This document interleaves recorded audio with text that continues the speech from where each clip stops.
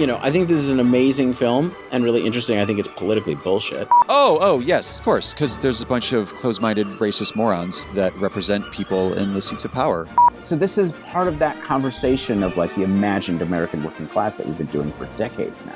These are Bollywood musicals. They just don't have dance numbers because Hollywood doesn't have the balls to just, put in a dance number. And if you can direct an action sequence, you can direct a dance sequence. It's 5 fucking stars. It's absolutely unbelievably beautiful and amazing. And it is total propaganda for the Cuban Revolution. I don't think anymore that you can avoid fighting inside and outside of the state at the same time. I think there may be multiple ways to do that. I don't think electoral politics is the only way to do that. Yeah, but some shit's got to get burned down too, so... Right.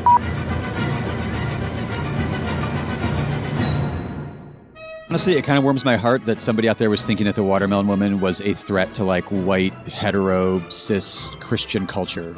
I know we're saying that this isn't technically like a good movie, but a movie with surprisingly good elements and a really fucked up package. This ending, you have good characters that are entirely powerless against the unstoppable evil capitalists. Mm-hmm. Only after Avengers did Marvel movies start doing as well as Ghost. Right. Starring Patrick Swayze, Demi Moore, and some very phallic clay. Did the word pornography ever enter your mind when you were watching this film, Isaac? Nope.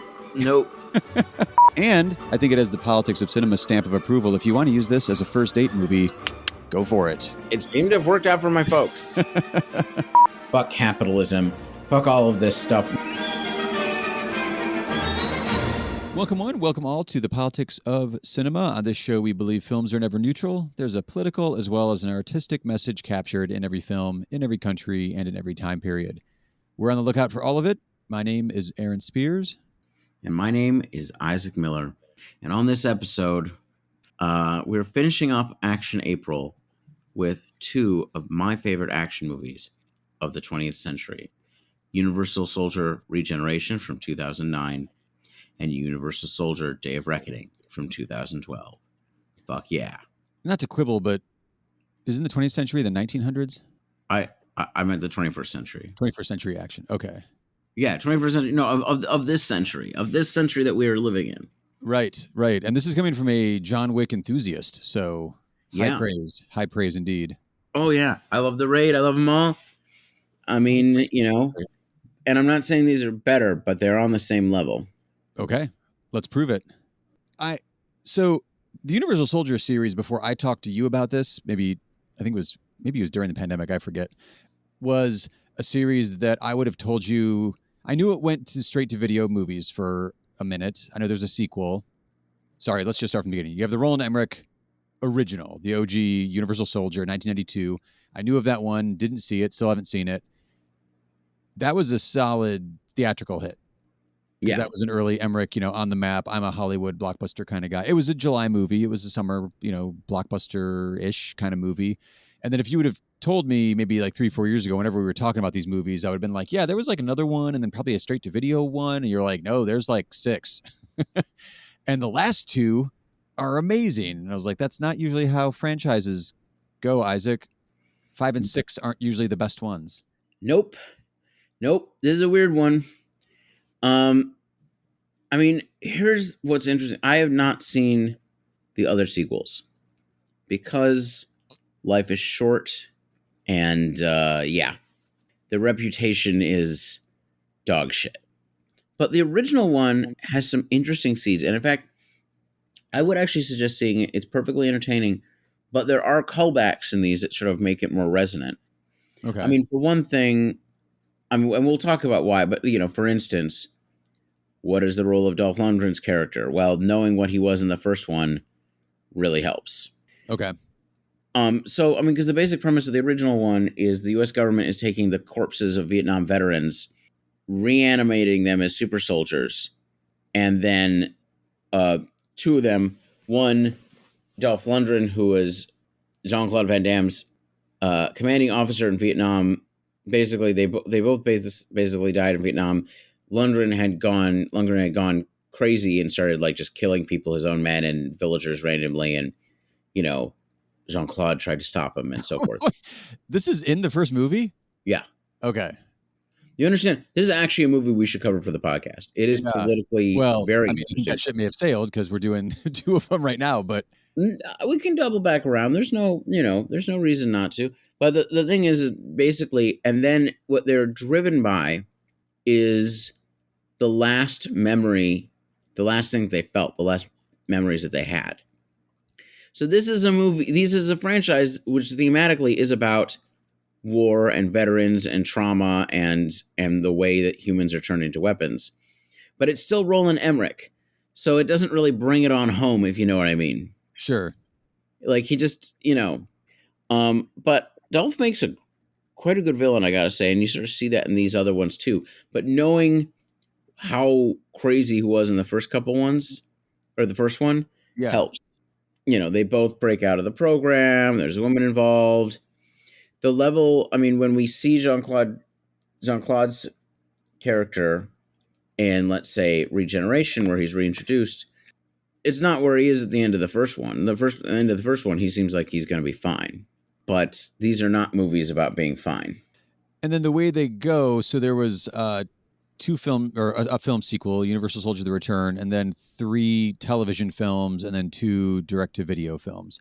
So you've got the original Universal Soldier in '92, that's the Roland Emmerich one, and then the storyline jumps to Universal Soldier Regeneration, or like story-wise? I don't, as far as I know, the other sequels don't matter to this. Because none of them are, like, it's different. Like Gary Busey's in one of them, I think. So Yeah. So it's picking up with these characters as if 2, 3, and 4 just didn't happen. As far as I know, that is the case. Okay. Oh, no, wait. Van Damme is in The Return in '99. So Van Damme is in number 4. Yeah. So, right. Yeah. So this is all backwards. Actually, that one does sound fascinating. And I am a Roland Emmerich fan. So I'll have to go back and check that one out at some point. But you have a different type of auteur stepping in with Universal Soldier Regeneration and with Day of Reckoning, in the form of a Nepo baby, actually, within Hollywood, because it's John Hyams and his dad, Peter Hyams, famed TV and film director, also a cinematographer on Regeneration. So you got a father-son team working on this one in an interesting capacity, because Peter Hyams wasn't usually DP outside of his own work. Yeah. I mean, it's interesting. I'm trying to think of what I've seen by the father. Well, since we're talking about Van Damme, we could say Time Cop. Well, that was John. I have seen. No, that Time. was Peter Hyams. That was Peter Hyams. Yeah. Yeah. That was the dad. I've seen. You're a Connery fan. Have you seen Outland, where he is a cop on the moon of Jupiter? That's Hyams too. God, how many movies of his have I seen? Capricorn 1. I've seen that as well. 2010. 2001 sequel, the Kubrick sequel. Oh, I have seen that too. Another Van Damme one, Sudden Death. No. Nahaki Rena, Die Hard Nahaki Rena. There was The Relic, kind of interesting monster movie from the 90s. Here's the interesting thing is he's a solid guy. Yeah. He's kind of in that category of like journeyman director, I think, because he's done a variety of genres, but also he is a screenwriter and director of photography for almost all of his films. So that usually tends to tell me like, oh, I want to do this project. I'm also writing it. I'm also filming it. And his son, John Hyams, here with Universal Soldier, right? I'm just going to skip to the subtitles on these. With Regeneration and with Day of Reckoning, he is gets a co-screenwriter credit on Day of Reckoning, but he's also his own editor, which I think is interesting when you're talking about someone who's doing direct-to-video action. Being your own editor, editing is always important, but action editing is something that American films have trouble with. They do, and also I think it's kind of fascinating the way he directs these films too. I think Day of Reckoning's directed much better, but he's also got several years under his belt, a couple of years under his belt at that point. He's coming out of a world where he's done some documentary work before he's doing the Universal Soldier movies. Specifically, like he did a documentary on an MMA fighter. So like he's been around fighting and seen it. So this is not the first time he's doing action. And I think it's something that he has an interest in. It seems like, I don't obviously know the guy. I just watched a couple of interviews with him and listened to a commentary track.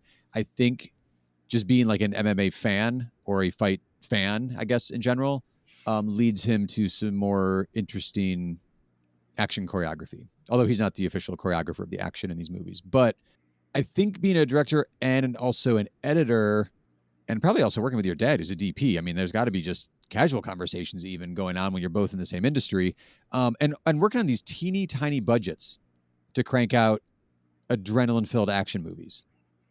Well, I mean, that's just, I mean, this is really, I mean, there's a romance to this, but this is really like all of the skill has to be on the screen for movies like this.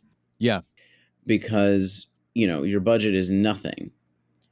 So how, you know, it's because you know all the tricks and every way to do this, you know. Mm-hmm.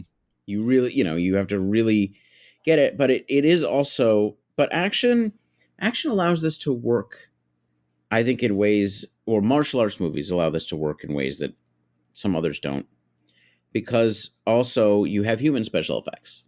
What do you mean by that? Well, Like, you have, practical? you know, you have incredibly talented people who can do things with their body that most people can't. Oh, the humans themselves. Yeah. Right. And that's, you know, if that's what you're relying on and you're willing to actually take the, you know, actually edit the damn thing, right? Right. You know, Which you is can also kind of interesting, though, because you've got, at this point, just to be frank about it, you have aged stars. You have Jean-Claude Van Damme and Dolph Lundgren, you know, who are older now, and not, this is not the Jean-Claude Van Damme of like Hard Target. Yeah, I mean, he's like, you know, in that first movie, he's only 49. In Reckoning? In Regeneration? Sorry, in Regeneration. Yeah. That doesn't seem right. He looks way older than 49. I know. Oh, There's I know. no nice way about that. Okay. So, No, he that's the thing about him is like, he honestly, like, I don't know what happened in those intervening years, but it seems a little rough. Yeah. Well, okay, that kind of that's a jarring calculation. But either way, which I think arguably you have different. There are stars there, but like I think the star of Day of Reckoning is Scott Adkins, Yes. and the star of Regeneration, I've forgotten his name. Arlovsky, what's his name? Pitbull. Well, I don't think Arlovsky's the star of Regeneration. Arlovsky's the main heavy. I don't know. He just seemed like he had the most screen time to me in that one. It's just because he's just. I 30. mean, he's not the good guy. He's just he's the heavy. I think Regeneration is more interesting than it seems. I mean, like, I think people focus a lot on Day of Reckoning, but Regeneration has some interesting, weird stuff going on there. And part of it might be that part of it is, what is this actually about? It's about Universal Soldiers. It's about what they are and how horrifying the concept is. So Orlovsky's in the movie a lot because you see him more before the hero shows up to deal with the situation. But part of it is he's he's showing, how monstrous this all is in a way. Well, to be clear too, I said star, not like protagonist. He's in it the most. The way it felt to me. Yeah, this one also. Well, I was gonna say the only other intro kind of thing was I've watched these horribly out of order. So I get that if you're a fan of the first one, then you went through 4, terrible movies, including straight to TV movies, and then you get Regeneration. That would probably wow you more than I was wowed by it, because I watched Day of Reckoning first a couple of years ago when you recommended it. And I was like, holy shit, this is great. Well, we'll get to that one in a minute, but like, that was really wow. And then I was like, ooh, okay, Regeneration. So I went into it pretty like overly hyped because of where I know it's going to. So I think that kind of tempered. I might enjoy it more on a second watch. I really enjoyed it the first time. I really enjoyed it even more this time. Mm-hmm. And, the first time I thought this is really solid. They're really doing a good job with it, whatever. I mean, that opening car chase. Oh, that's the best scene in the movie. Yeah, I mean, it's incredible. But they're just the mood, tone elements. Well, let's do this proper. Let's do a synopsis for each. A rogue militia threatening to blow up Chernobyl has armed themselves with the next generation Universal Soldier. You were very good today. The mission is simple. Gentlemen, we'll be fighting against the perfect soldier. The battle. We're going in. Move. Impossible. Complete evac. Pull them out. Our only hope is to start him up again. I'm going back.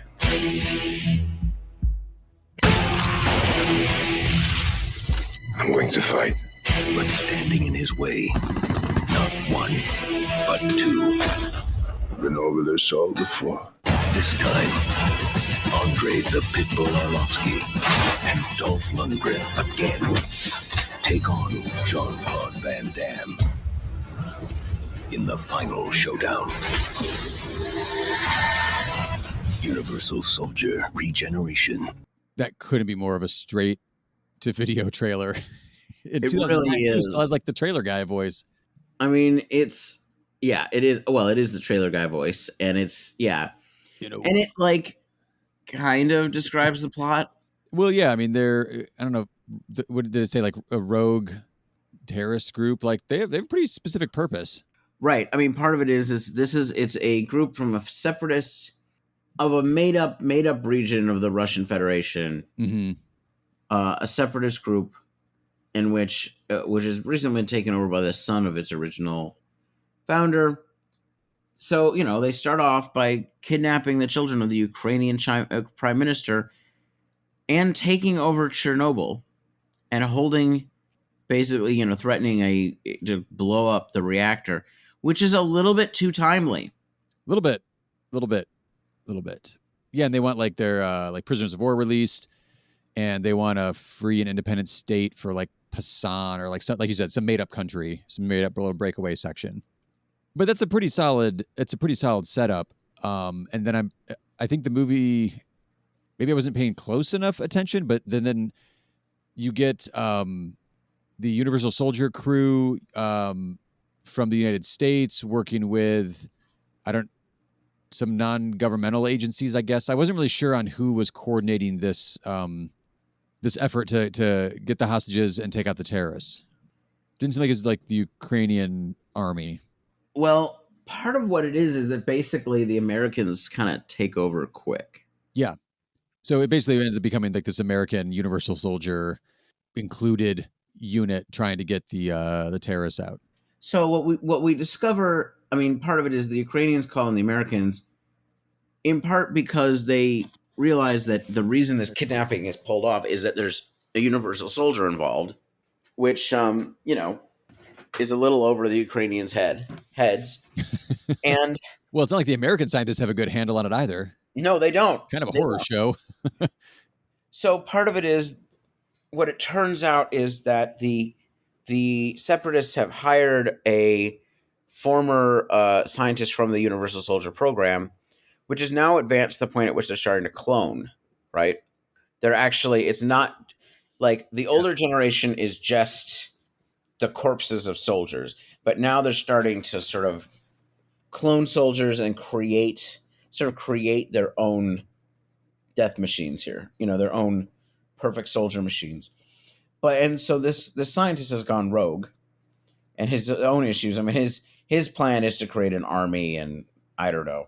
He's practically a cackler, frankly. It really is. Yeah, it's kind of a fun villain role where you're seeing like the big, the heavy, the Commander Topov, the son of the original separatist leader, is leading the crew. But then you got like what turns out to be not so goofy scientist, in the background, kind of running the show there. Yeah. Yeah, he's sort of trying to usurp control. Anyway, but what he has is a hyper advanced Universal Soldier, played by the Pitbull Arlovsky, who's a highly decorated MMA fighter in real life. And so when they try to take it back using the few Universal Soldiers apparently the government has, there's only 5 in possession, and one of them is Jean-Claude Van Damme, who's being rehabilitated in Switzerland. Where they're trying to undo what was done to him. Which obviously does not. Well, that's part of the tragedy, right? Like, I mean, that's the thing. Is like this is a movie. The deep moods in this movie are interesting because it's a movie about violence. It's a movie about the ways that war and conditioning shapes people in ways that you can't really break out of.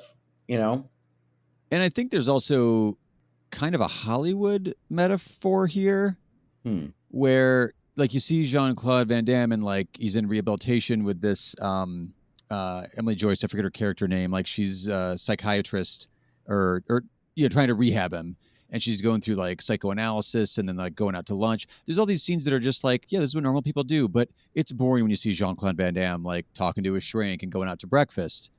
We want to see him kicking some ass. So like I wondered how much, I don't know, I wrote down in my notes that when I was bored towards the middle of the movie, I was like, this may be a metaphor for Hollywood too. Like, we don't want to see Jean-Claude Van Damme doing this. We need him back in the action. Stick that needle in your neck, get a power up, and get back out there and keep fighting. Right. Well, I mean, so basically, because everything else fails, right? The other Universal Soldiers are taken out. A little too quickly, in my opinion. If you're like, the Universal Soldier was like hyped up, and I was like, these are not even very effective at all. Right.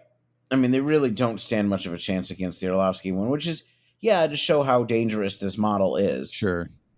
But, and then, when the regular commandos try to take him on, I mean, it just doesn't, good luck. Right. He's got an invincibility star. You're not hurting him. There's tensions among the good guys. I think it even has like a good scene with the Ukrainian prime minister and his wife. Yeah. Where they have tensions over how to handle the situation when their kids are in trouble. I mean, it's an extremely well-made movie.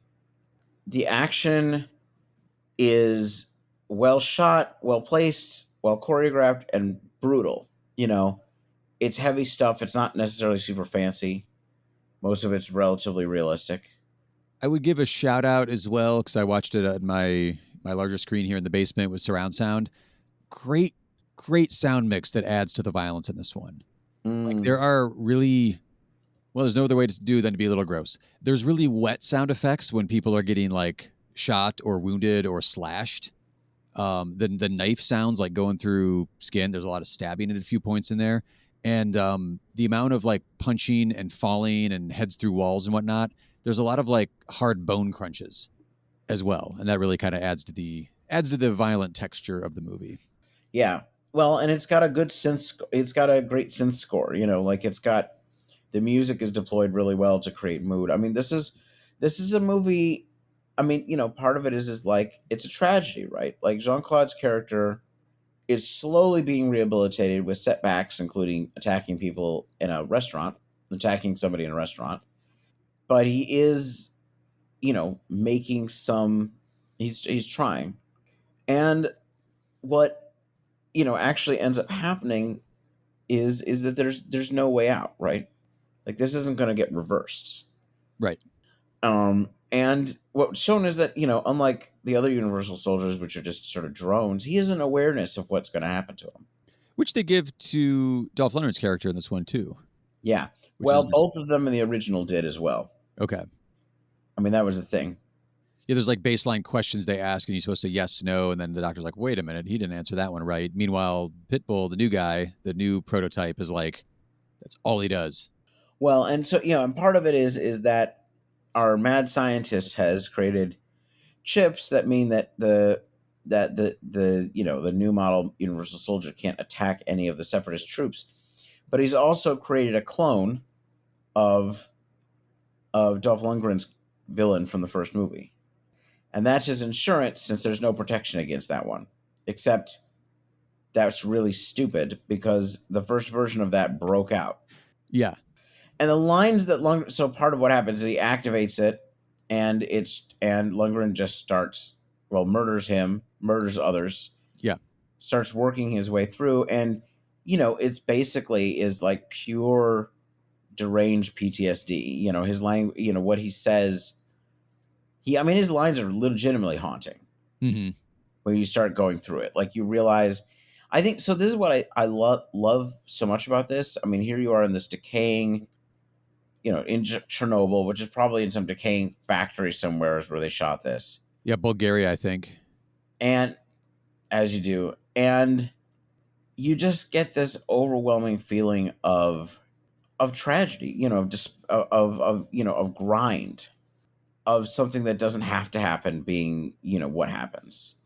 And I think it brings home the horror of the Universal Soldier concept, just in terms of mood, just in terms of how wrong, how sort of wrong it is to turn people into human weapons. I don't know. And it's got some really good fights. It does, and I couldn't tell if I was just invested in. So like the audience identification here in this movie is not with the new Universal Soldier. He's a serial killer monster, and then you have Jean-Claude Van Damme pop up like with a little bit of humanity, because he's trying to be rehabilitated and he's like a familiar face. So I'm like, oh, I'm used to him being like a protagonist. I guess we're following this guy through. But then Dolph Lundgren also pops up, and I've enjoyed him in movies. So I'm like, oh, okay, well, what's his story going to be? Like, okay, this guy's really fucked up. It gave me the feeling by the climax, I was more personally invested in the Jean-Claude versus Dolph Lundgren fight, but that's not the final fight of the movie. Right. So that was kind of an interesting way to structure it. But you have to obviously, if you're going to have, your main Universal Soldier that we're cheering for being Jean-Claude Van Damme, like obviously you're going to face the ultimate new generation super soldier in the climax scene. I just found that one to be a little less impactful than him and the Dolph Lundgren one. But I did find it interesting that when you have all three of them together, they're all unstoppable killing machines. And at a certain point during the double climax, I was like, it's kind of just like watching three serial killers from a horror slasher movie, because like they're unstoppable. They'll plow right through you and they're killing everything in their path. What would happen if there were three Jasons that all had to fight each other? I think that's a really good analogy. You're not the first one to connect this movie to a slasher movie. Well, there's so much slashing and they're using weapons though, instead of, I guess, like, knife fingers or a hatchet or whatever. But the way Orlovsky's Universal Soldier takes out the U.S. Army Universal Soldiers, it's pure like slasher movie stuff, right? Just picking them off one by one, jumping in from the shadow, Well, and also it ended up feeling that like the worst of the serial killer genre, when you're like, the deaths don't really mean anything anymore, and just like, okay, like some of the battle scenes when they try to take Chernobyl, in the first like 20, 30 minutes of it, and it's just like, all right, well, Orlovsky's going to clearly kill all these people. I guess, all right, I guess I'm watching that for the next 10 minutes as he just sort of takes everybody out. Like, it's a little bit it hits like overkill to me at a certain point. Yeah. I don't know. It didn't bother me too much. I think it's that final, I agree with you about the Lundgren fight is the one that has the most emotional resonance. It has even more if you've seen the first movie. Well, it's also the best death in the whole movie. Oh, fantastic. Big, thick steel pipe right to the head, still alive. Oh, I remember what I wanted to tell you. And then shotgun through the pipe, blows out the brain. But, part of it is that, like, I remember what you want to tell me, but like it, Jean-Claude's character doesn't have consciousness completely. Like nobody, that's the thing is here Lundgren's Universal Soldier is sort of reaching out in a certain sense for human, because of how frankly deranged he is. And also a clone that may or may not be self-aware. He's self-aware of being a clone. Yeah, maybe not. Yeah, it's not clear. I find that fight incredibly resonant because you can feel the deranged attempts at humanity bubbling up in Lundgren's character, and Jean-Claude's character, who has been able to do things like let an enemy go, which is what he lets one of them escape, basically disarms him and lets him escape. Like, he has some control over his conscious actions. Nonetheless, it's that there's no way out of this, right? There's no, I don't know. There's this feeling of inevitable tragedy to people who've been just transformed into killing machines, right? And that's what I mean about like the mood of the movie is just hot on, spot on. And the Orlovsky fight is not as resonant, but I don't know. It still hit me. Like, it all felt like one of a part. But I do think actually Lundgren deserves a lot of credit for how, his acting in this is actually really, like, the way he's saying those lines is just, ooh, it's brutal. As we transition to Day of Reckoning, one of the things I noticed because like I was rewatching Day of Reckoning, actually with the commentary track from Mr. Lundgren, and Hyams, the director, together, I was noticing I was much more taken in immediately with Day of Reckoning, probably because of the way the opening scene goes, with like the family being executed right in front of him and all that I was realizing there's a big tonal shift between these two. In one, the first one in Regeneration, there's a hostage crisis and government entities come in to save the day, which I guess they kind of do in the long run, or act as the vehicle in order to save the day there. And in Day of Reckoning, it's the government's the bad guy, and it's about the individual Universal Soldier experience. Right. So I think maybe that's why this one resonates a bit stronger to me.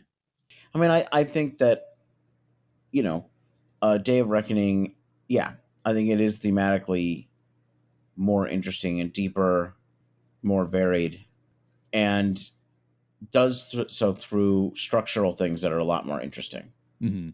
But officially on paper, I should not like it as much because the idea, once you've introduced, because of the way Regeneration is, you've introduced cloning now to this universe. So like the very final scene of Regeneration is in Langley, Virginia, and you see, there's a whole bunch of one of the soldiers, I forget which one, a bunch of his clones. So you're like, oh, okay, they're just going with this. Actually, I think it's in like a specific corporate building. Like it's not a government facility.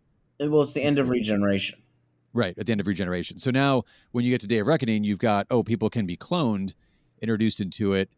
That should take a lot of the punch out of it for me, because then you're like, well, death doesn't mean anything anymore because you can just be cloned. But that's actually wrapped up into this story in a really fascinating way.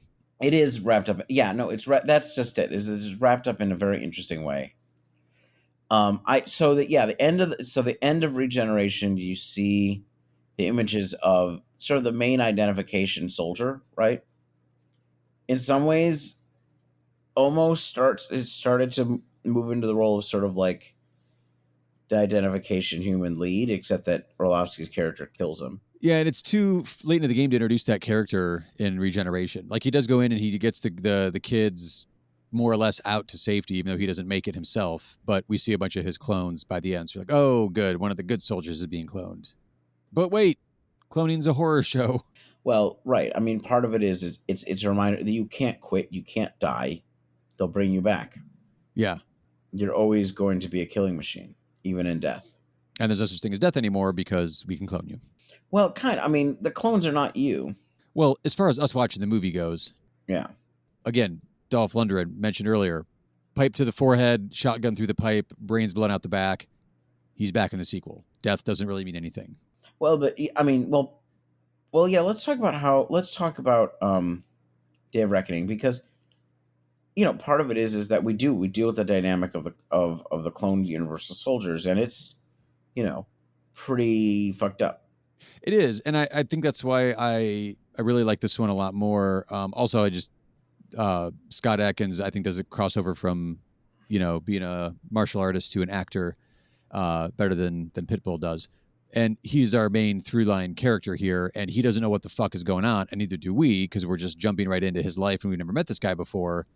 So I think that it gives the narration, it really, I don't know, it really propels the narrative in a fascinating way, because he's immediately experiencing tragedy and then trying to make sense of it and trying to track stuff down. So you almost have a little bit detective mystery for the first 20, 25 minutes of this movie as well. Yeah, well, I mean, this is a movie which is taking the tropes of the genre and attacking them head on. Because the beginning of this movie is a home invasion, in which Scott Adkins' character is beaten and Jean-Claude Van Damme, shoots... the good guy we were just identifying with in the last movie. Shoots Scott Adkins' wife and then shoots his child in the face. In front of him. And they do not hold back. Usually in movies you pull away from a child being murdered or something. No, they do not. Nope. And that's just the opening scene. The opening scene. And then he wakes up 9 months later. But did he? My brothers, let's not forget the moment of sickness. Our thoughts interrupted by unfamiliar voices. Daddy, there's monsters in the house. We were merely arms and legs, moving to the directive of another mind. From this moment on, you're no longer a slave to the government. From this moment on, your mind is your own. From this moment on, you will seek vengeance on your oppressors.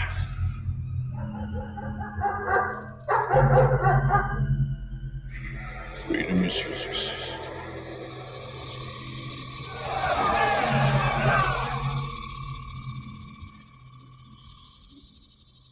Gives you an idea, even just from an audio perspective. That's a trailer for a Jean-Claude Van Damme, Scott Adkins, Dolph Lundgren, Pitbull action movie. And that's a pretty surreal, like, soundscape with Dolph Lundgren giving his speech and all that. Like, this is not a not your standard action movie. Well, so this is an art film. So we just described the opening scene, but this is actually a movie that skips around in time. It reshapes perspective, and it's about, deeper themes about identity and so forth. But it's also about, like, what all these movies are about, which is, an unaccountable military-industrial complex, turning people into weapons and the consequences of that. And one way to fight back in this particular case is we've got, there's a serum now that once injected into a universal soldier will, like, snap the what do you call it? Like the implant that the government has in there. So you actually can, like, like you snap out of it and have your own thoughts in your own brain. And so, part of what's happened apparently in the 3 years since the last movie is, one, Dolph Lundgren has been cloned again. And he's now not fighting Jean-Claude Van Damme, but Jean-Claude Van Damme has turned into Colonel Kurtz. Yep. Yeah, that's true. Oh, it's totally Apocalypse Now. They're doing Apocalypse Now, but basically is leading a cult army of super soldiers, universal soldiers, with the help of another scientist who used to work on the project. Mm-hmm. And we see these images of them. They're living in this bunker, and there's just this brutality that they have to each other, right? There's so much aggression. They've been programmed for it. They're not able to do anything else. And so, when there's, disagreements between one of them, it turns deadly. Yeah, they just start beating the shit out of each other. And if you lose the fight, cult leader comes by and pops you in the head. Right. It's a little rough. So, we've gone from the first Universal Soldier, in which Jean-Claude Van Damme is basically a innocent, kind person, to him as a scarred, broken soldier, mm-hmm. or, machine, weapon, trying to be something else but failing, to this one in which seems to have, in a certain sense, gotten his mind together, but in another sense, well, basically, they're working on being able to replicate universal soldiers, and basically build, he can build an army. Mm-hmm. And has. So if you go to Scott Adkins' character, like, where he's introduced as, like, the movie trope everyman, you lose your family, that's your big hurt, or whatever. But spoilers, please don't go any farther if you haven't watched this movie. But in reality, every memory that he has, I mean, we find this out by the end, that all these, the memories of his family are all just implants. And the reason he's special is that that's supposed to counteract the serum. The drive and hurt that comes from a dream, basically, a vision in which Jean-Claude Van Damme murders your family, which never existed, mm-hmm. is enough to drive him through mystery, to find his own clone. I mean, this is a movie about brute masculinity. The Universal Soldiers are like, I mean, sort of like a distilled stereotype of barracks troops, Yeah. Or a lot of the roles that Jean-Claude Van Damme and Dolph Lundgren have played. Real? Over the years as well. Yeah, no, totally. I mean, so just the portrayal of masculinity in this movie in its, like, kind of ugliest form is really fascinating. Oh, yeah, for sure. And I think it really hits home in this one. Again, Hyams here working with a very small budget. I think on the commentary track he mentions like 3.5 or 3.7 million to have the film done before it was, like, put money in to release it. So just to get the movie in the can, as it were, not much money for an action film. And one of the points he made was that when you're not doing a grand worldwide, well, let's just say Roland Emmerich, even though he didn't say it, when you're not doing a worldwide disaster film on a $3 million budget, you can tailor your script, and he was a co-writer on this one, down to sequences. So in this one of the standout sequences, I thought there was like a car chase sequence that ends with a fight in a sporting goods store.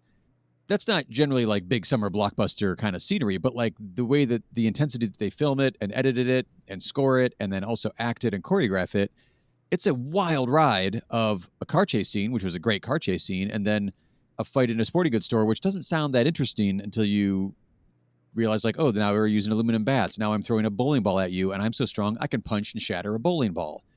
It gets pretty wild, but also I think one of the things that really helps me with this one and it makes it such a spectacular action film, this is so counterintuitive, but it's because this movie was originally 3D as well. I think that helps. They shot this as a 3D movie, and you can't do hyper fast, Fast and the Furious style editing. Like you can't just chop it to pieces and do rapid editing on 3D because your eyes can't adjust to depth of field and focus. So you have these longer takes in which you have just spectacularly choreographed action scenes because what was the thing you mentioned earlier about how like the human body is its own special effect kind of thing? Yeah. Like these are amazing performers / fighters. And when you put that together as a combination, that gets really interesting. Also, when you're holding the take for more than like 2 or a half a second at a time. Well, the trick with these so we haven't talked about what these are. And, so maybe we have talked on the podcast. We have talked about DTV action a little bit, but I don't think we've watched any. I don't think so. I mean, this is a pandemic era thing for me. I mean, I started to get into martial arts movies a few years ago, but, people like Scott Adkins or Michael Jai White are, they don't make it into, I mean, Michael Jai White once in a while, but they don't make it into theaters. They don't make movies like that. And a lot of these are just absolute shit. You have to dig your way through. But. And you have. I mean, I've really tried to avoid the shit.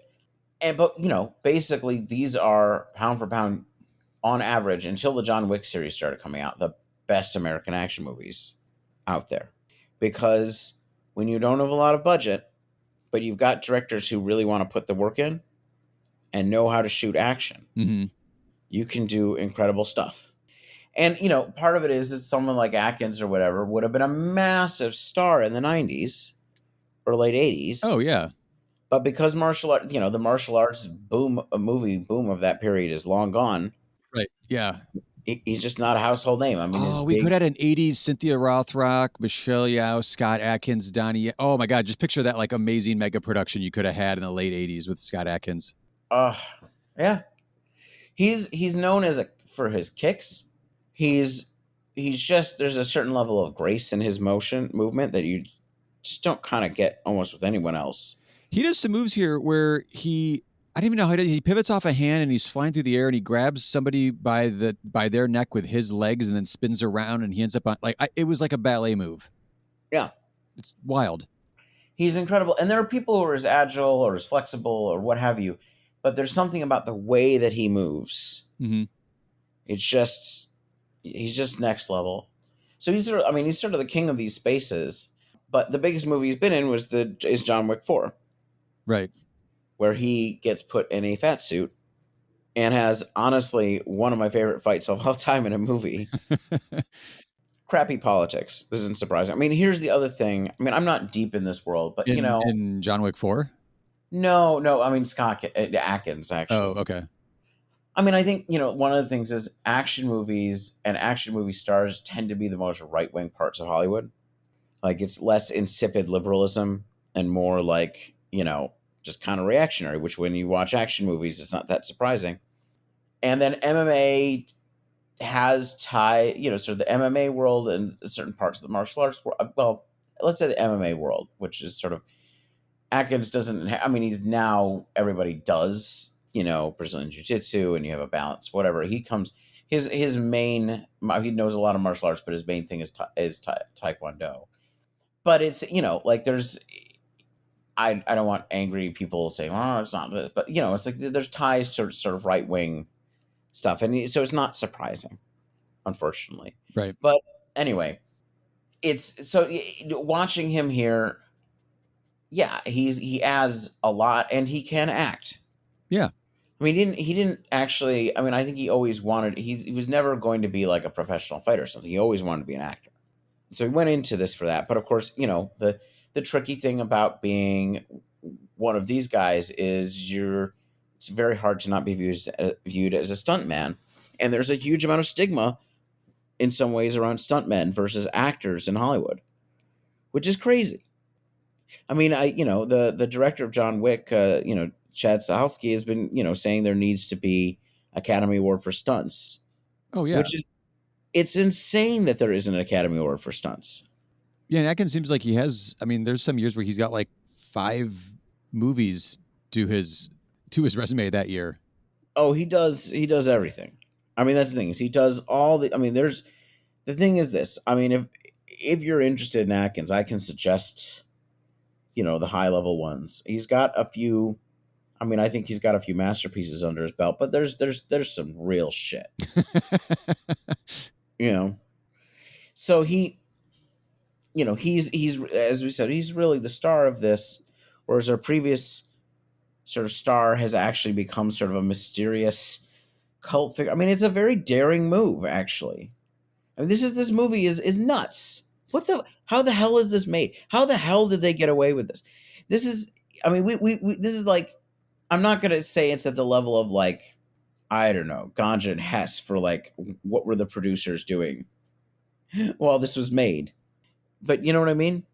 Yeah. Well, again, working with that kind of a small budget, and I don't know if this was using similar like Bulgarian tax shelters or whatever to like keep even budgets even lower, or however the finances work here. But it does feel, if you just look at plot wise what's going on, it feels like somebody else came in and just did like this hard, weird, like left, right, up, down turn from what they just did in the last one. Like Regeneration seems like a very different, Universal Soldier landscape. But by the time you get to the end of Day of Reckoning and you know fully what's going on, it doesn't feel out of the realm of possibility. Like, oh, this seems like an actually logical step if we went this route. I'm just glad we don't have a movie where it follows like the government scientist who's developing the serum that then they try to like free these Universal Soldiers and keep them in an underground bunk. Like, we didn't need that. We need the story the way they're told here, where it just drops us in with one of the Universal Soldiers. We just don't know it yet. And we are just as confused as they are. And as he's finding answers, we're finding answers. And then by the end, you realize what's really going on. So the full spoiler here is that Scott Adkins is not, in fact, a bereaved widower. He's a few days old cloned Universal Soldier, whose mission is to infiltrate Jean-Claude Van Damme's operation in their, I think they're shot in Louisiana. So in their bayou bunker underground bunker. Oh yeah. Down the river again. Very Heart of Darkness, Apocalypse Now. Oh, it's not being subtle. And, Hyams knows exactly what he's doing here. Yeah. Right? He's not trying to fool anybody. But his job is to do that. And is to infiltrate, driven not by patriotism, not by any other motivation than vengeance. Yeah. For what he thinks happened. But no, his job is to do that and then and kill Van Damme, because basically you now have a Universal Soldier rebellion on your hands. Mm-hmm. And if they can reproduce themselves and turn it into an army, then what are you going to do? Right. Well, you're going to lose. You're going to lose. Yeah. Unless you start cloning the shit out of whatever you've got as well. But so part of it is that like the trope of the murdered family as a motivator is totally deconstructed here, right? Because there is no family. There's none of these things. Mm-hmm. And yet still it drives him and he can't let it go. Right. It's so deeply embedded. I mean, part of it is the scientist who's working with Van Damme initially tries to take the memories away, and he can't deal with it. Yeah, that's when Atkins freaks out, rips himself out of the strap-down operating chair, and in one long take, which again would look pretty fucking sweet in 3D if they'd ever show this in a movie theater, in one long take, just, rouse out everybody that's in the tunnels and the entire compound and just lays waste. So yeah, he fights his way through until he finds Luke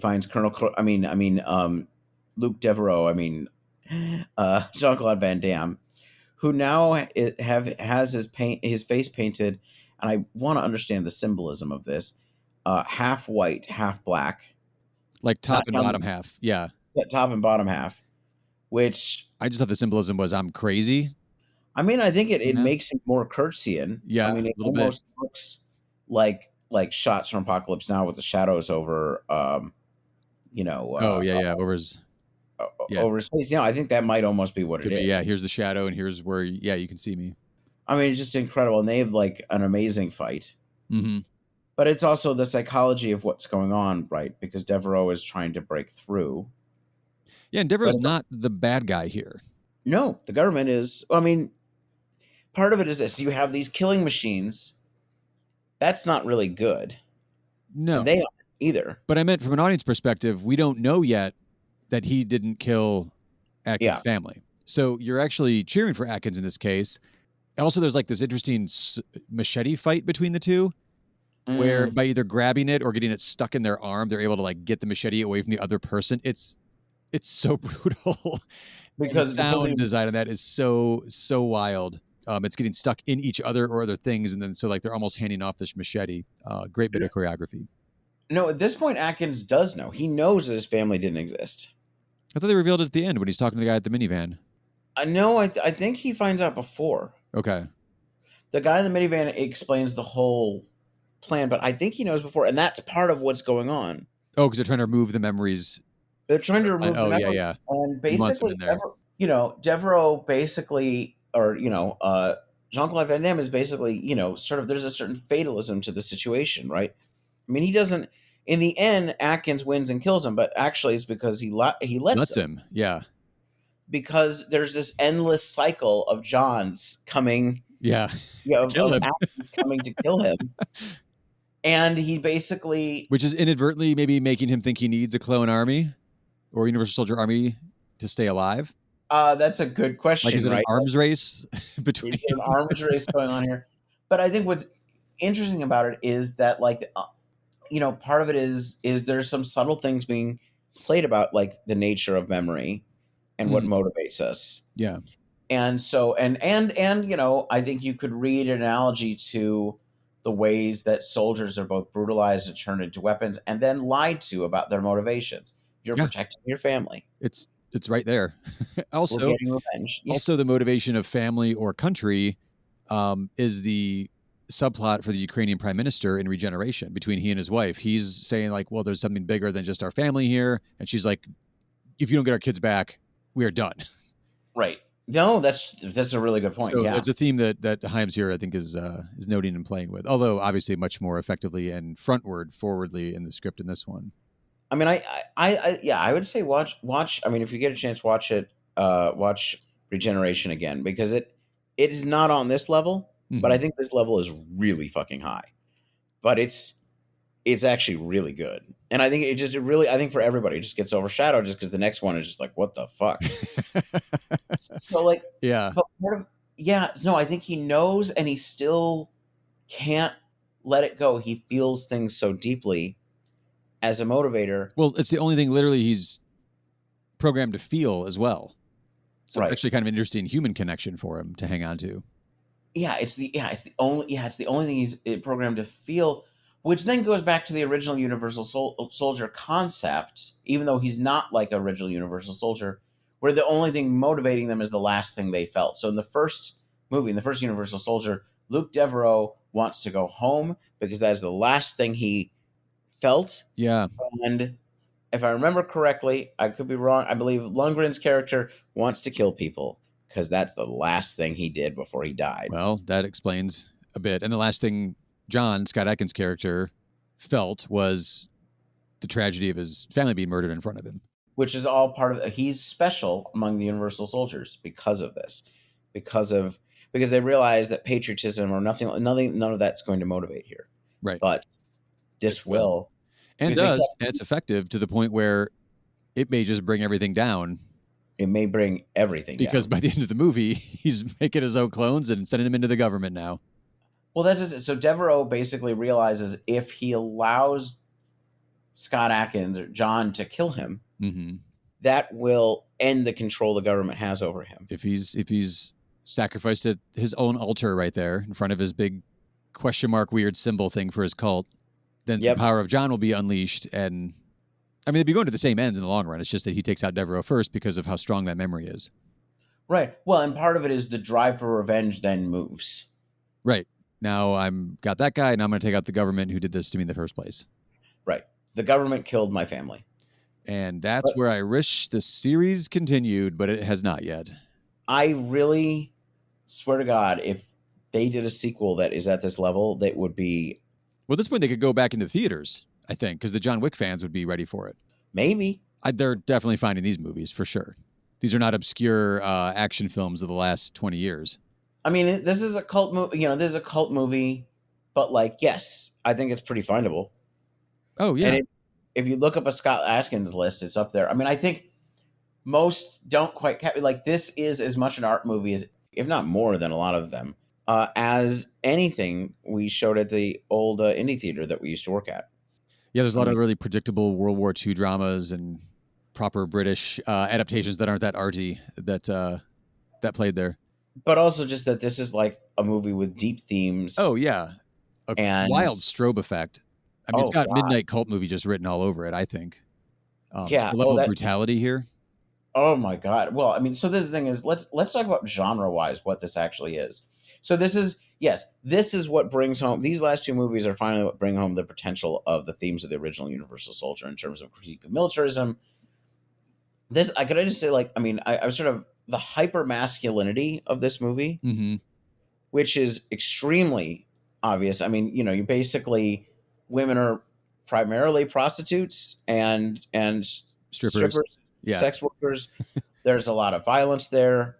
Well, there's a wife at the beginning for about 4 seconds. And there's a lot of and I don't, there's movies in which that would actually be a problem. That would be a major problem. That would make it a sexist movie. But in this is a movie about deranged masculinity, right? Like they're Universal Soldiers. So there's a scene in a brothel where there's a Universal Soldier having a prostitute hammer a nail through his hand. Yeah, it goes up to 80 pretty quick. Yeah, right. You're not making this subtle. He can't feel anything. Well, talked about Hyams talked about this on the commentary track where he said, previously you've only seen Universal Soldiers out in the field doing something. But when you take that type of aggressive masculinity and you're not always out in the field in an arena of war, and you're just like, how do you just go shopping? Like, you don't. And so he said he wanted the best way he could thought of to show what they're like in like the quote unquote real world was like, oh, let's say they visit a brothel. They're not having a beer. They're just chugging out of, fifths of straight alcohol. Like everything is amped up to an extreme. Right. It's all, yeah. No, I think, that portrayal is absolutely part of it is, I mean, we're talking about tone in Regeneration. Tone in this movie, the sense of dread and the sense of surreal dreamlikeness. I mean, the Universal Soldiers feel like children and the most brutal, like, I mean, it's just incredible. Just absolutely incredible, actually. Not even tone, but like narrative. Like there's like you said, Apocalypse Now. What's there's the Frank Sinatra Manchurian Candidate. Yeah. Kind of vibes to it. There is a certain level of like, well, by the end, I guess like Invasion of the Body Snatchers, sort of. Sure. By the end. But none of them feel, the tone doesn't match any of that. Like that's more like the plot and mechanics to it. There's stuff like Gaspar Noé. There's, like a lot of Lynch, long takes. David Lynch. I mean, I'll just body around there, but other than like some strobe light effects, I didn't quite catch the Lynch vibe. Oh shoot, Body Horror King. Oh, like Cronenberg. Yeah.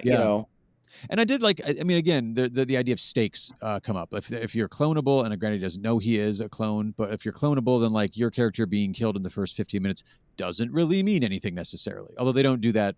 They don't play with that here.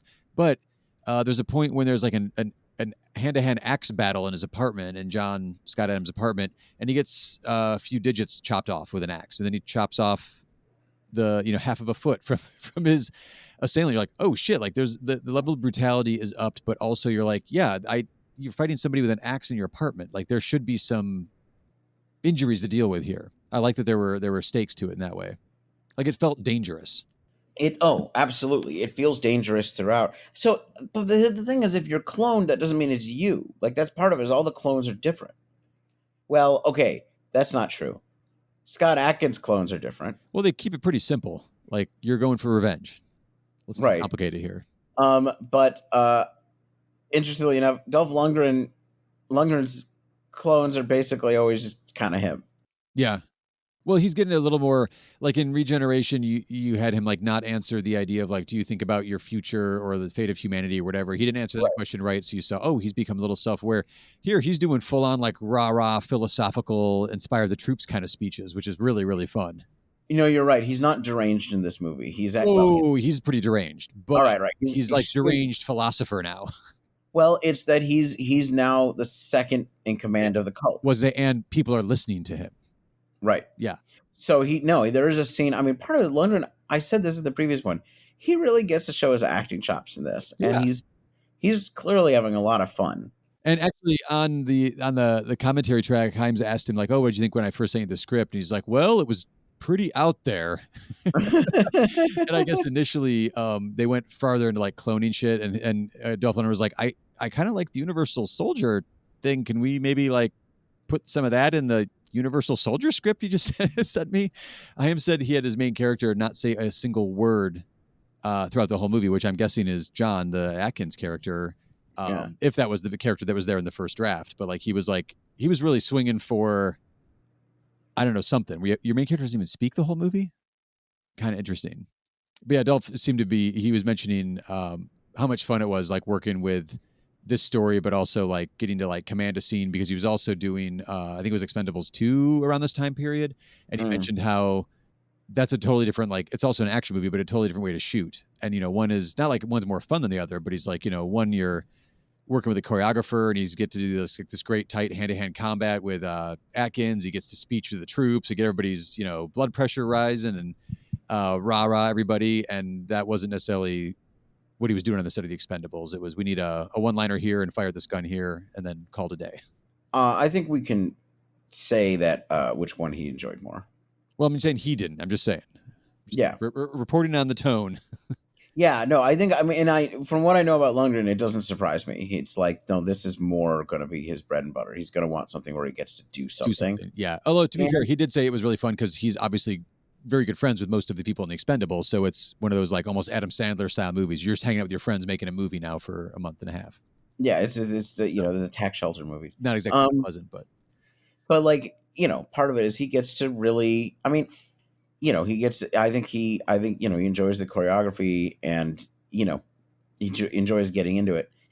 So yeah, basically this movie ends with an apocalyptic scenario where because, basically John's handler from the FBI, which is probably not the FBI to be clear. Oh, you think he was lying? Yes, I suspect it's another company agent. Man? Full of shit? Yeah, I think he might be CIA. Anyway, heck you say. Or some agency. Anyway, he, comes and basically, is referring to Atkins basically as his child, right? I helped to mold this, whatever, but explains the entire idea of all of this and, goes into it, and Atkins shoots him, and out comes a clone of his handler, Agent Gorman, who is being sent back to infiltrate. And, at this point, Atkins murders almost all the Universal Soldiers left. There's only like 3 guys, I think. Yeah, he's got a couple of henchmen that they all walk in once Devereaux has been gutted right there on the altar. And they all do, like, they drop their eyes like, okay, yeah, like the alpha dog kind of thing. Yeah. So he's got a couple of henchmen. But you know what? Just make some more clones. You'll have plenty of henchmen. Well, that's the point is, you notice very strategically he did not kill the scientists. Right. Is the younger scientist the son that escaped from Regeneration? Or not son, but like the second in command scientist from Regeneration. Yeah, the assistant. Yeah, that's what I thought. It is. There's also an element, again, last thing I'll just mention from the commentary track, but I thought it was interesting the way that Hyams has an approach to special effects, especially in that last, the single take when Atkins like rips himself out of the operating chair because he wants to keep his memories, and then he goes on his terror rampage and kills everybody. That doesn't include the fight scene with Dolph Lundgren and Jean-Claude Van Damme. Those are separate choreographed scenes, but he has like a rampage scene when he's killing everybody, or a lot of the henchmen and a lot of the other Universal Soldiers. Hyams said that he hates doing all digital like headshots or splatter. Like you need actual squibs in there. And so you choreograph it so it's a mix so that your eye, the first couple have to be actual squibs. So you're like, oh shit, they like really wired this to to go off when he gets shot or gets knifed or whatever. And that way you can hide your digital effects in those I love scenes that a little stuff. better. I was like, that's the perfect approach to that. And I don't know the dates on that. What was that, 2012? But just because I'd watched a few John Wick movies recently, the choreography of that one long take really had like a John Wick kind of gun battle scene, because it's close quarters. It's pretty much one-on-one as he goes around, does his acrobatics between knifing them and shooting them and snapping their necks. Yeah. See, I love it. I love it. Low budget tricks work better than big budget not. Right. And also, I didn't know until I was listening to that about how it was shot for 3D as well. So, which is really weird for DTV, I would think, because like, how big is that in the home video market? I think it's because it actually had a bit of a theater release. Oh, sweet. Yeah, no, somebody saw this on a big screen somewhere. All right. Well, I hope they enjoyed it. Although we'll never get the unless you go overseas to watch it, you don't get the NC-17 here. We're stuck with the R-rated. There's an R-rated version that went into the theaters stateside.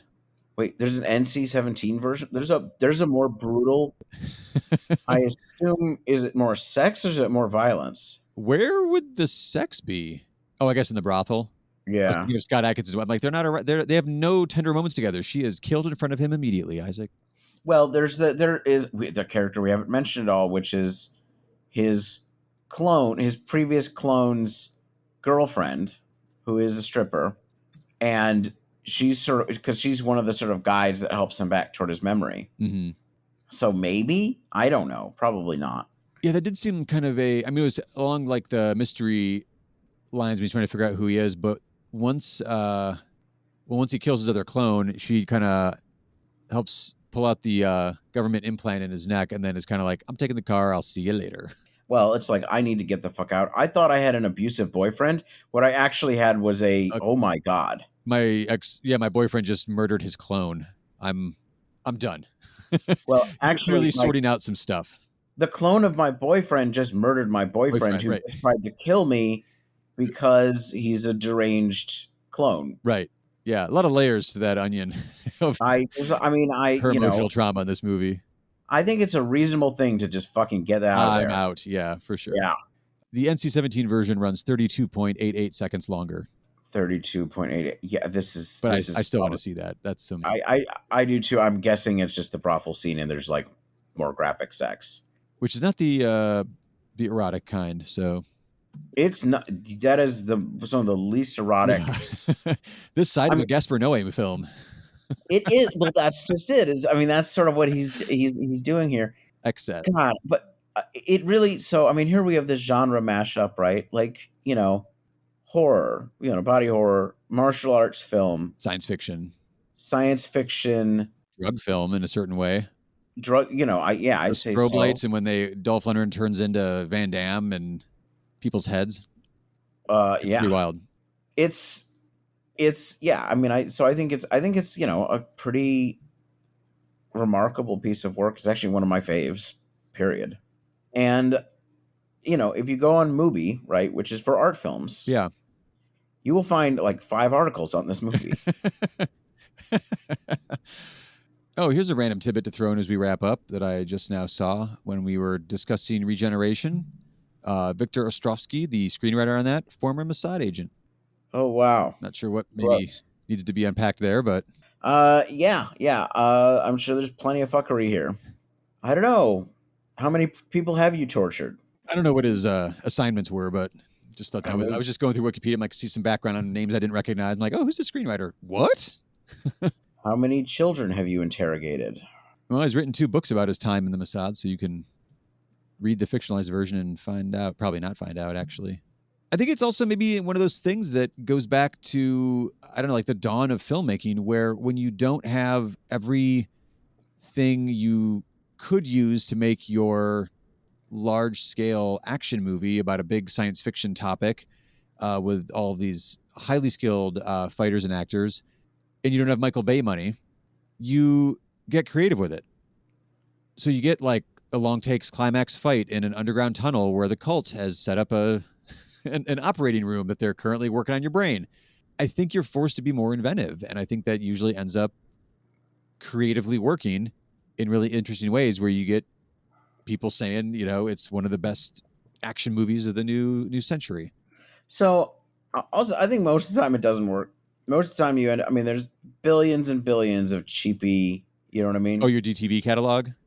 Well, the ones that surface that you recommend to me that I actually watch have been solid. So as far as my perspective, they're all gold. Well, that's because I'm suggesting the good ones. Well, throw me a bad one once in a while, but don't tell me it is. I don't. And then next time I talk to you about it, I'll be like, God, Isaac, you liked that one? And I'll be all ready to just rip it apart. You'd be like, no, it's trash. Why did you think, You told me to throw you a terrible title every once in a while, but it's not really worth ranking these films, I guess, because you enjoy them both. I think Day of Reckonings gets ranked better, but you're saying, watch both. I did watch them. I did the rewatch with Day of Reckoning, so I did watch them in chronological order this time. And yeah, which is when you notice little stuff like, oh, hey, that's the other scientist that was working in the last movie. Right, I hadn't noticed that before. So, yeah, I got to go back and watch the first one now and see. Can I? So, speaking of movie, there's a number of very good write-ups on this. Okay. Priscilla, I think it's Priscilla Page did a very good one on her Patreon. But Ignataya Vesha, I'm gonna murder this. I'm really sorry. Veshvaniski, I'm horrible. Over at Mubi also did one, and I just wanted to read the very end of it. Sure. Like Dragon Eyes, Day of Reckoning was shot around Baton Rouge. Here, the Louisiana wilderness, American cinema's go-to, fantastic just outside the bounds of modernity, serves as a source of vague anxiety. It's an untamed, uncertain world. Atkins' investigation takes him from southern suburbia to the seedy underbelly before compelling him to travel upriver, an unsubtle nod to Apocalypse Now, to find Devereaux. In finding Devereaux, he loses his sense of himself. The closure of Day of Reckoning offers Atkins' character an ending which implies that reality can only be mastered through denial. As bleak and challenging a worldview as you'll find in any contemporary American film. Well, from bleak Hong Kong action to bleak American action, that is an Action April lineup. I don't think he actually loses his sense of self completely. I think he finds a sense of self. It's just kind of a fucked up sense of self. Right. Well, that's just it. He maintains it. The drive of the loss of his family, even when he knows intellectually it's not real, continues to drive him and drive him to attack the people who put that stuff in his head in the first place. But I think that, yeah, the denial as a driver, well, it is. I mean, it's understandable. But denial as a driver. So, okay, I chose all these Action April movies. And yes, it is true. I chose some real downers. Those are my favorites. Yeah. Of these four, the two bleakest ones are like, yeah. But I think they're the best ones so far. Yeah, no, I mean, well, not the best ones so far. They are. I mean, they are the best of them, and they're the ones with the most to say. It's true. So, do we check in and see if these are leftist films? No. But that's okay. They've got a lot to say. They're interesting. Yeah, they're also a blast. They're choreographed as good as any of the best musicals out there. So I don't know. It seems like it should have some appeal. They do have huge appeal. It's DTV stuff. It's a huge market. Scott Adkins is making clearly a living at it. He's doing several of them a month at times. There may not be huge budgets, but there seems like a lot of work, and a lot of people are finding them and celebrating the good ones and passing them on to me to watch. So that being said, indeed, what do we got up next, Isaac? Well, so unfortunately, this episode is going to come out at the beginning of May, making it seem like this is our Red May episode. That's not true. This is an Action April episode. Just because we're not quite on schedule doesn't mean anyway. We say that every episode, and it makes me wonder why we even have a schedule. Well, that's, we've actually really overscheduled this podcast a lot, We keep coming up with alliterations and the genres we want to take a look at. Right. And I think what it means is that there's a little less randomness, and I don't want us to be locked in on a monthly thing, But that being said, for a political podcast, Red May is something has got to happen. So we are going to be watching a movie which honestly I have never seen, let alone heard of. The Man in the Orange Jacket from 2014, an Estonian-Latvian film about workers' revenge. Indeed, in the thriller horror crime genres, according to Letterboxd. I will mention it a bit more on the next episode, but the director of this film made a movie in 2021 that I saw at a film festival called Squeal. Look it up; it's great. I think it's on Canopy right now, and I kept an eye on The Man in the Orange Jacket because it wasn't available anywhere. Because I was like, well, I want to see what else he's done, and so he did Man in the Orange Jacket in 2014. And I hadn't checked on it in a while. And when I did just check, I was like, holy shit, it's just streaming on Tubi right now. We need to do this movie. And we've taken a look at some other, worker-centered films in May previously, which we will probably mention on the next episode. But this would be a different take on that theme that we have covered in the past, since we're going into horror crime territory with this one. Before we sign off, be sure to rate and review the show in whatever podcast app you are using. And if you enjoy the show, tell a friend or two about it. And if you love the show and feel so inclined, we also have a Patreon page set up. So you see the links in the show notes. And until next time, I'm Aaron. And I'm Isaac. And stay safe out there. If you happen to meet your clone, try to be nice to them. Try to be kind. But remember, the government may have brainwashed them into being a killing machine, and without vast amounts of resources, it's actually really hard to deprogram them. And then somebody might attack Chernobyl, which is actually happening in the real fucking world. Holy shit. And then you might have to, just let that clone go and do its business. Tragic.